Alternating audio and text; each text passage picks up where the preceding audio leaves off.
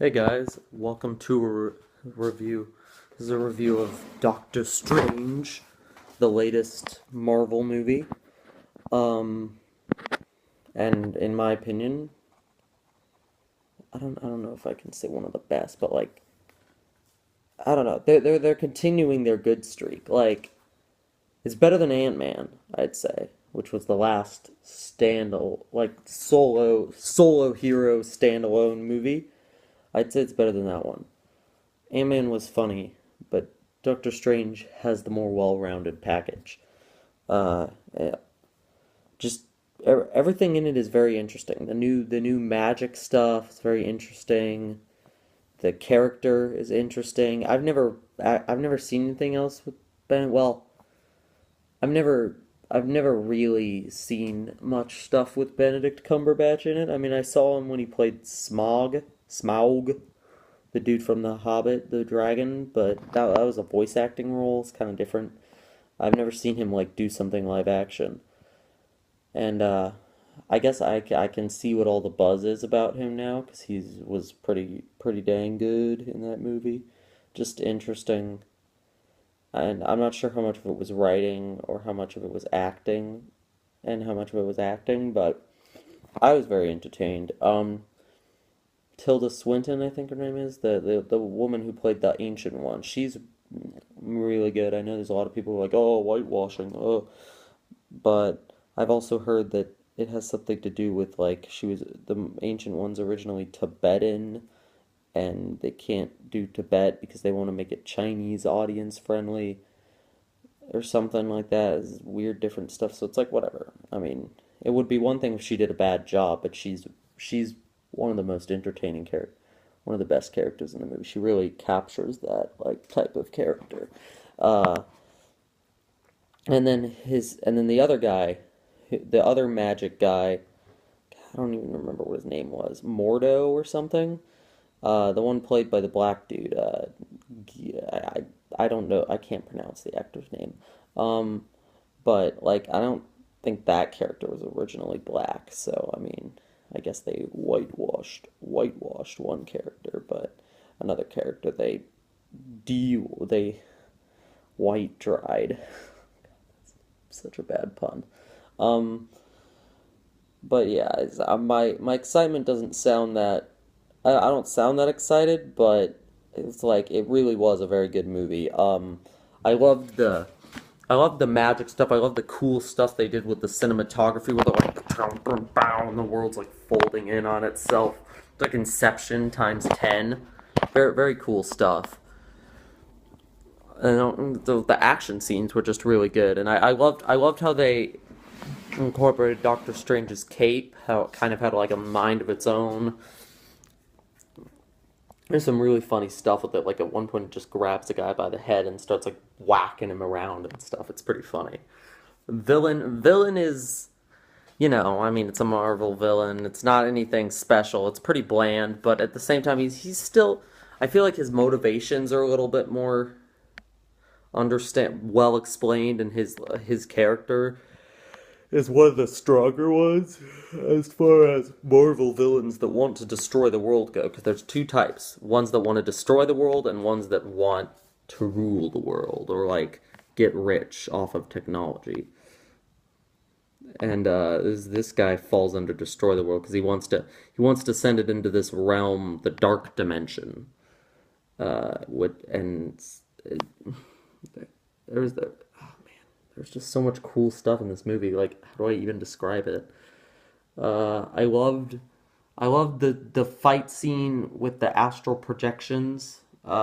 This Doctor Strange gets stabbed, and this girl's trying to repair, or the he has this nurse friend, and I who's a girl, and it's implied that they were once together, but they never like turn it into a romantic relationship in the movie, which I think it was a deliberate effort to kind of make it different, like just different than the standard relationship. And I thought they were entertaining together. I like the journey Benedict Cumberbatch goes on to like find the magic place. I think it was a little rushed, but it was fine. I mean, it's a pretty standard story, but it's an interesting story, and the way they do it is really, Marvel, just the good writing. They have this way of making their concepts, even their more mundane movie concepts, interesting. It's their specialty, I guess. Because I mean, it's easier to do something like Avengers, where you've got a huge cast of characters that you can fan service out of, or even like Guardians of the Galaxy, where you've got like a funny group.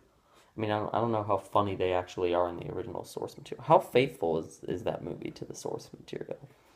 If any of you know, probably not.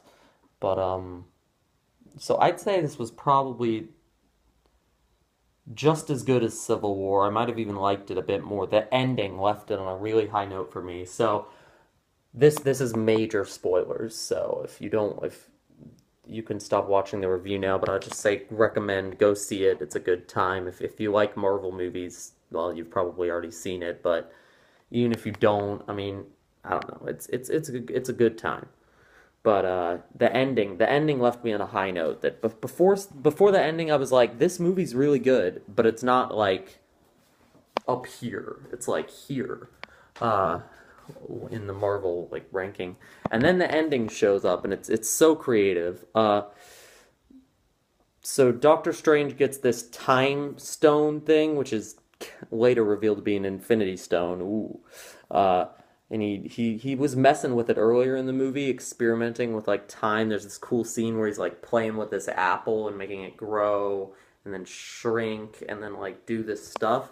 And so he uses it and he gets to the place where the bad guys are attacking Hong Kong and he's like, "Oh crap, they've already like destroyed the entire thing and the dark dimension's coming down on him." It's basically another portal from the sky thing, which has been used in a lot of the Marvel DC Suicide Squad. I don't know. I never reviewed that one even though I saw it, but I just never reviewed it. Um so he's like, we gotta. So then he uses his stone thing and he uses it to like reverse time. And there's this cool action scene. Stuff's flying backwards, reversing time. He's whacking the dudes who are took themselves out of time. And there's some cool shot where he like traps the bad guy behind a wall that's rebuilding itself in time reversal. But then the bad guys escape and they're like, "We're gonna get you." So then he gets this great idea and he's like, "Hey." So they're working for this evil dark dimension guy named Dormammu, like superpowered dude who offers eternal life to them. That's what they want. And part of the reason the villain works well is because his reason for working with them is that he used to be one of the good guys. Think Kung Fu Panda with the tiger villain in the first movie, who used to be like one of the good guys. Except for this isn't quite as well explained, but at the same time, it's almost more interesting because the reason he switched sides is he finds out that the Ancient One, Tilda Swinton, who's been telling them, stay away from the dark powers, the dark side of the Force, stay away from the dark dimension, that stuff's bad, you don't want that. She's been drawing power from the dark dimension to keep herself alive for like this long period of time because she's like immortal.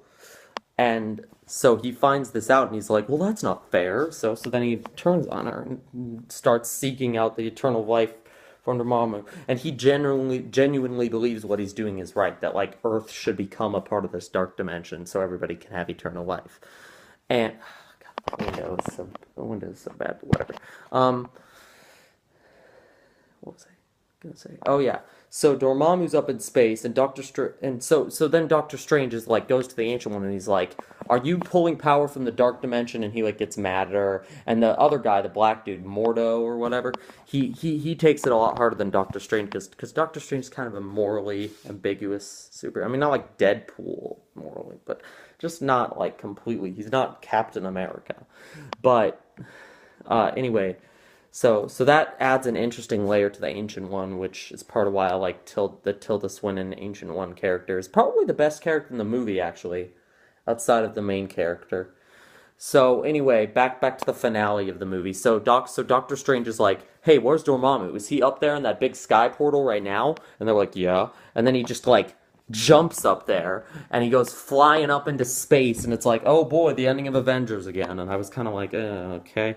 And then he like jumps around these weird like nuclear thingies, and he lands in front of Dormammu with this big floating head. And I started thinking about Green Lantern, the Green Lantern movie that came out a couple of years ago, and the ending of that movie, where he just like easily defeats Parallax in like